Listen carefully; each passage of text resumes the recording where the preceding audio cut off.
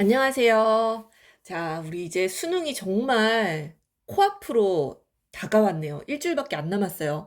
선생님도 지금 수능 준비하느라 학교에서 굉장히 분주하거든요.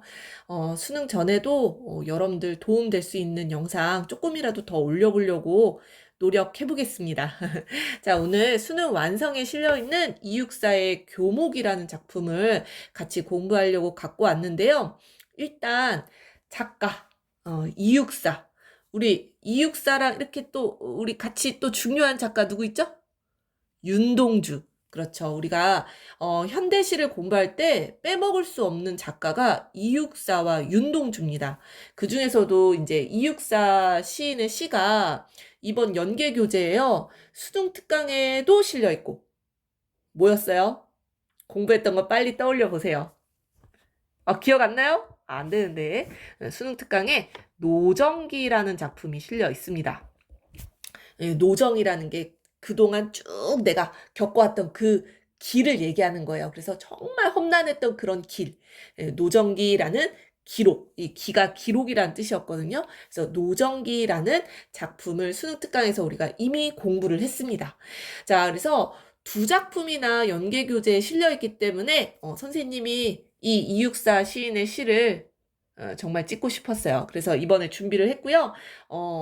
굉장히 이게 뭐 연계 교재에 실렸든 안 실렸든 아무튼 우리 현대시에서는 빼먹을 수 없는 작가가 바로 이육사라고 보시면 됩니다.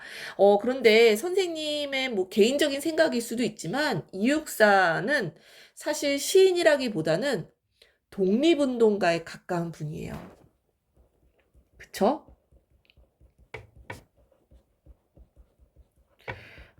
이육사가 그 선생님이 쇼츠 영상에도 이육사의 생애에 대해서 간단하게 올려놓은 게 있는데 퇴계 이황의 14대 손인가 그렇습니다. 굉장히 꼿꼿한 집안의 인물이고요. 이 집안의 형들, 아우들이 다 독립운동을 했던 그런 집이에요. 그래서 이육사 독립운동가에 대해서 딱 한마디만 더 하자면은 옥고를, 그러니까 감옥에 몇 번을 가셨냐? 17번을 투옥되었다라는 기록이 있습니다. 그만큼 정말 치열하게 독립운동을 하셨던 분이고요. 그렇기 때문에 이 이육사 시를 여러분들 공부하실 때 굉장히 단호한 그 시대에 대한 일제에 대한 저항 의지 요런 거를 여러분들 찾으시면서 보셔야 돼요. 이육사 시인의 시는 굉장히 상징적이고 굉장히 단호하고 강인한 그런 어조의 시어들을 많이 사용하거든요. 이 교목이라는 시도 바로 요거에 해당되는 그런 노래라고 보실 수가 있겠습니다. 벌써 제목에서도 그 느껴지셔야 돼요. 단호한 저항의지. 안 느껴지는데요? 라고 얘기할 수도 있겠죠. 교목이라는 게 아주 크고 꼿꼿한 나무를 교목이라고 합니다. 아주 그 길이 일단 높이가 높아야 된다라고 하더라고요. 그래서 선생님이 요즘에 약간 또 재미 들린 게 우리 또 그 뭐야 챗 GPT 있잖아요. 이 GPT한테 그림을 그려달라 이렇게 요구하는 걸 선생님 요즘 좀 재미 들려가지고 가끔 이제 생각나면 그림을 그려달라라고 이야기하는데 이 이육사의 교목과 어울리는 그림을 그려달라라고 이야기했어요. 그랬더니 요런 그림을 그려줬어요. 이게 이제 호수인 것 같아요. 호수에 이렇게 비쳐있는 나무의 모양이고요. 굉장히 높은 나무인데 여기에서 이 나무의 모습은요. 꽃이 피지 않는 아주 마른 막 이렇게 나뭇잎조차 없는 그런 겨울나무처럼 그려져 있거든요. 자, 그래서 이 나무의 모습을 통해서 화자가 이야기하고자 하는 화자의 어떤 태도를 노래하려고 했는가? 그게 바로 이 시의 내용 요소 면에서의 포인트라고 보실 수가 있겠습니다.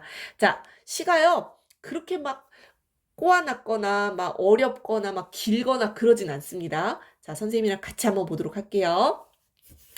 푸른 하늘에 닿을 듯이 세월에 불타고 우뚝 남아서서 차라리 봄도 꽃 피진 말아라. 자, 지금 시적 대상에 대한 내용은 없지만 우리의 제목이랑 연결 지어야지. 제목이 교목이라고 했으니까 이 교목의 모습을 요렇게 표현했구나라는 겁니다. 자, 일단 이 교목은요. 키가 큰 것 같아요. 푸른 하늘에 닿을 듯이. 푸른 하늘에 닿을 듯이 아주 키가 큰 나무입니다. 여러분들 머릿속에 상상을 해보세요. 자, 이 푸른 나무라는 거는 일단 딱 이 시각적인 이미지가 두드러지죠. 그죠? 푸르다. 색채어 나오잖아. 그지? 시각적인 이미지.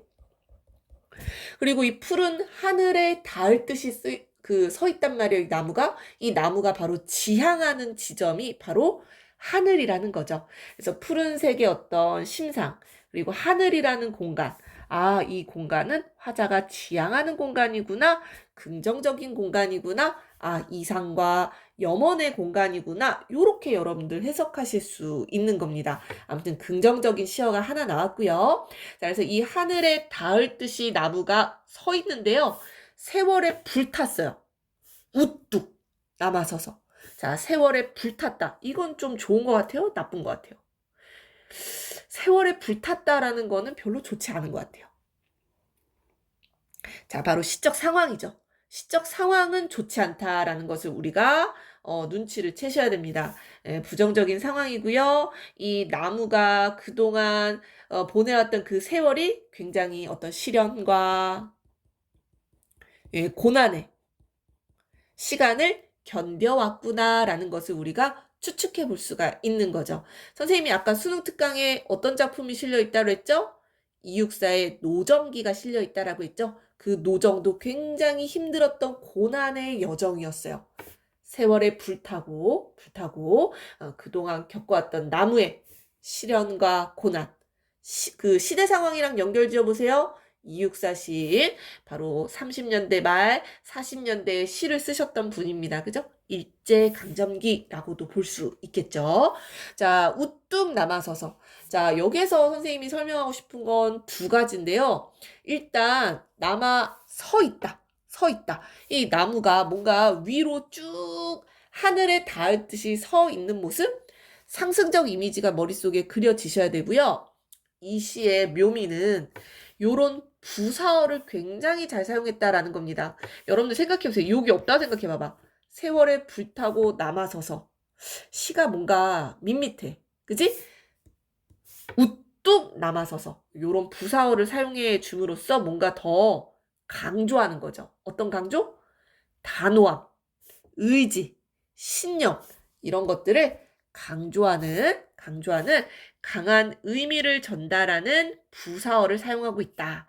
요거 이 시의 굉장한 특징입니다. 자, 요 부사어들 계속 나올 거예요. 자, 그래서 선생님이 요런 강한 의미를 전달하고 있는 부사어들 요렇게 핑크색으로 좀 체크를 해왔습니다. 우뚝, 차라리 이것도 마찬가지야. 그지? 봄도 꽃 피진 말아라. 차라리가 앞에 붙으니까 뭔가 더 강조하는 느낌이 들잖아요. 그죠? 차라리 봄이 와도 꽃 피지 말아라. 명령하고 있죠. 자, 여기서 꽃이라는 거는 막 화려하잖아요. 아름답고 화려하고. 그런데 그것을 거부하고 있는 겁니다. 말아라 라고 이야기하고 있죠. 자, 이 시의 두 번째 특징입니다. 자, 이 말다는 부정문이죠. 부정문. 이 부정 뭐뭐 해라. 명령형 어조로 갑자기 연을 끝낼 때마다 연을 종결할 때마다 부정 명령형을 사용하고 있다라는 겁니다. 명령형 어미 또는 명령형 어조라고 이야기할 수 있거든요. 여기도 보면 꽃피진 말아라. 두 번째 연도 뉘우침이 아니라. 세 번째 연도 흔들진 못해라. 자, 지금 계속 반복되고 있는 거 보시죠? 자, 이런 부정 명령형을 반복해가지고요. 매 연마다 반복하고 있어요. 그죠? 매 연마다 반복해서 어떤 효과를 바로 이 시가 전달하고자 하는 화자의 강인한 저항, 의지, 단호한 태도를 강조하고 있다. 이렇게 봐주실 수 있겠습니다. 그래서 이 시에서요. 표현상의 특징을 딱 두 가지만 체크해라 라고 하면은 아까 얘기했던 이 부사어 그리고 요 부정문 또는 명령형 어미를 반복하고 있다라는 거. 요 두 가지는 꼭 체크를 하셔야 되겠어요. 자, 요거는 꼭 선지에 하나 정도는 나옵니다. 아시겠죠? 자, 그래서 나는 이런 화려한 아름다움은 거부하는 거예요. 이 화려한 아름다움이라는 거는 나 혼자 어떤 이기적인 행복, 어떤 편안함, 현실에 안주하는 거, 그런 거 하지 않겠다. 않겠다.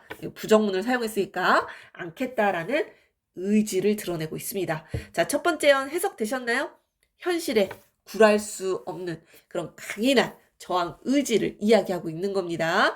자, 그 화자의 어떤 태도가, 스탠스가 쭉 이어져요. 자, 두 번째 연으로 가볼게요. 자, 낡은 거미집을 휘두르고 있어요. 누가? 시적 대상, 교목이. 자, 낡은 거미줄을 휘두르고 있다라는 것도, 뭐, 좋지 않죠? 거미줄 막 많으면은, 그치? 지저분해 보이잖아. 예, 암담한, 부정적인 현실 상황을 다시 한번 이야기해주고 있는 겁니다.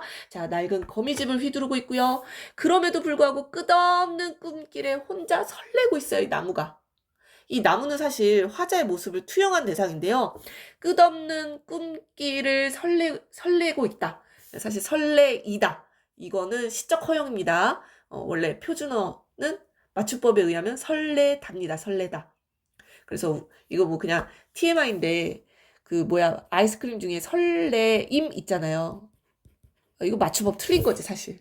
그치? 설레답니다. 설레다. 이건 그냥 딴 얘기였고요. 아무튼 혼자 설레고 있어. 바로 이 나무가 꿈꾸고 있는 이 끝없는 꿈길이라는 건 뭐예요? 바로 조국의 어떤 자유, 광복, 해방 이런 걸 의미한다라고 보실 수가 있겠죠. 자, 그래서 조국의 자유와 광복을 막 혼자 꿈꾸고 있는데 자, 마음은 아예 뉘우침이 아니라 자, 지금 부사어 아까 얘기했던 강한 의미를 전달하는 부사어 또 한 번 나오고 있죠. 그죠? 아예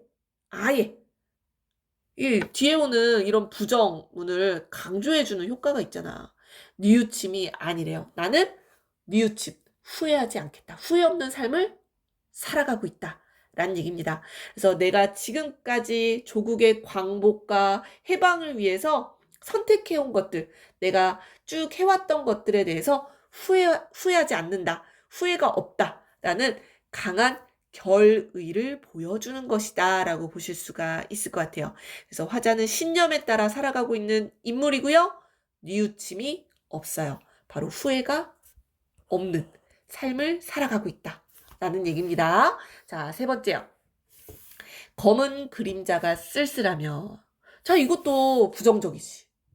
뭐 쓸쓸하다 이런 표현도 그렇고 이 그림자도 검은 그림자. 검다. 이것도 이제 시각적인 이미지를 주는 건데요. 색채어를 사용했죠. 이 검다라는 시각적인 이미지가 사실은 좀 부정적인 경우가 많죠.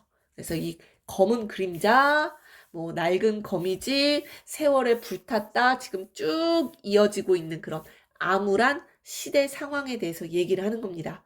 자, 마침내 호수 속 깊이 거꾸러져 차마 바람도 흔들진 못해라 라고 시가 마무리되었어요. 자, 여기서도 마찬가지로 마침내 차마 이런 부사어들 사용이 되고 있고요. 호수 속 깊이 거꾸러지겠대요. 자, 아까 1년 시작할 때는 남아 서서 상승적 이미지였다라고 하면은 마지막에서는 거꾸러진다. 물속 깊이. 하강적 이미지가 머릿속에 들어오셔야 됩니다. 호수 속 깊이 거꾸러진다라는 거는 이 물이 갖고 있는 상징성 중에 여러 원형적 상징이 있거든요. 그 상징성 중에 바로 죽음의 이미지와 연결되어 있다라고 보실 수가 있을 것 같아요. 그래서 하강적 이미지, 죽음의 이미지. 그래서 이 죽음을 불사하고서라도 차마 바람도 흔들지 못하게. 이해되시죠? 흔들진 못해라 라고 하면서 전혀 바람에 흔들리지 않겠다라는 다시 한번 의지를 강조하고 있는 겁니다. 이거 선생님이 다시 얘기 안 하고 있지만 부정, 명령문 계속 반복되고 있어요. 여기서 바람이라는 거는 나무를 막 흔들게 하는 존재니까 어떤 외부의 어떤 유혹, 압력 또는 뭐 일제, 뭐 외압 이런 것들을 이야기할 수가 있겠죠. 이 일제가 얼마나 그 일본 순사들이 264 얘는 블랙리스트야. 뭐만 했다 하면 잡아가는 거야. 선생님이 아까 이 감옥에 몇 번 들어갔다고 얘기를 했어요. 17번을 들어가셨단 말이에요. 그럼에도 불구하고 나는 감옥에서 죽을지언정 이 바로 외압에 흔들리지 않겠다. 현실과 절대 타협하지 않겠다라는 굉장히 강인한 의지를 보여주고 있는 시입니다. 여러분들 느껴지시나요? 화자의 이 태도가? 죽을지언정 이 현실에 타협하지 않겠다, 굴복하지 않겠다라는 바로 이 독립운동가의 신념이 아주 잘 드러나는 그런 노래라고 보실 수 있을 것 같아요. 어때요? 이육사 시인에게 좀 반할만 하지 않나요? 여러분들 뭐 문학 교과서나 국어 교과서에 뭐 청포도, 또 어떤 노래 많이 나오죠? 광야. 이육사 시인의 광야나 청포도 같은 시가 굉장히 많이 수록되어 있거든요. 여러분들 같이 공부해 주시면 좋을 것 같습니다. 자, 오늘 정리해 볼게요. 자, 시적 제재 교목이에요. 근데 이 교목의 모습, 바로 화자의 모습을 투영했다 라고 보실 수가 있겠습니다. 자, 그래서 주제, 혹독한 시대 상황에 굴복하지 않겠다. 강한 의지를 노래했어요. 자, 이런 강한 의지를 노래하기 위해서 이 강인하고 의지적인 남성적 어조를 사용했다라고 이야기를 하는데, 선생님은 남성적 어조보다는 좀 단호한 어조를 사용했다, 이런 표현을 쓰고 싶어요. 요즘엔 좀 젠더리스라고 하잖아요. 그죠? 이게 남성, 여성 이렇게 구분할 필요 없는 것 같아요. 아무튼 강인하고 의지적인 단호한 어조를 사용하고 있다라는 거. 어조라는 거는 쉽게 얘기하면 말투예요, 말투. 각 연을, 이거 선생님 중요하다 그랬죠? 부정어로 종결을 하고 있다라는 거. 그래서 저항 의지를 더 강조하고 있고요. 상징성이 강한 시어와 식구를 사용하고 있다. 바로 이 시의 특징입니다. 자, 이하 감상 같이 읽어보면요. 이 시는 강인하고 의지적인 남성적 어조를 통해 삶을 포기하면서까지 부정적인 현실에 맞서고자 하는 화자의 굳은 저항 의지를 효과적으로 드러내고 있다. 우뚝 남아서서 휘두르고 깊이 거꾸러져 남성적 강인함을 느끼게 하는 시어들이래요. 차라리, 아예, 마침내, 차마, 굉장히 강한 부사를 사용하고 있거든요. 부사 또는 뭐 부사어. 자, 그래서 화자의 단호한 자세를 드러내고 있어요. 또한 이거 선생님 중요하다 그랬죠? 말하라, 아니라, 못해라 같은 부정어로 문장을 종결했다. 부정어 플러스 뭐예요? 아이고, 명령형.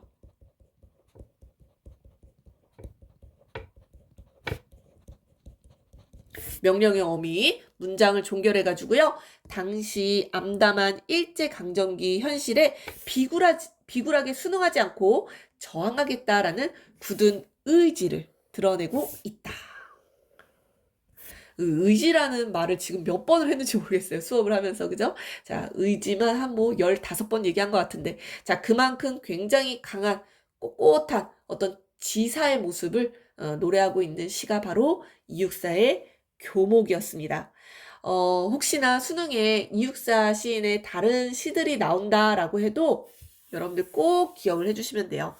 단호한 저항의지, 강인함을 느끼게 하는 시어 사용, 상징적인 시어들, 바로 이육사 시인의 특징이라고 보실 수가 있겠습니다. 자, 여러분들 그러면 오늘은 여기까지 하고요. 선생님이 수능 전에도 영상을 더 열심히 찍어보도록 할게요. 댓글에 어떤 친구가 꽃을 위한 서시를 좀 찍어달라고 요구를 했었거든요. 그래서 선생님이 그것도 조만간 업로드할 예정입니다. 그 시가 조금 어렵거든요. 자, 아무튼 오늘 여기까지 할게요.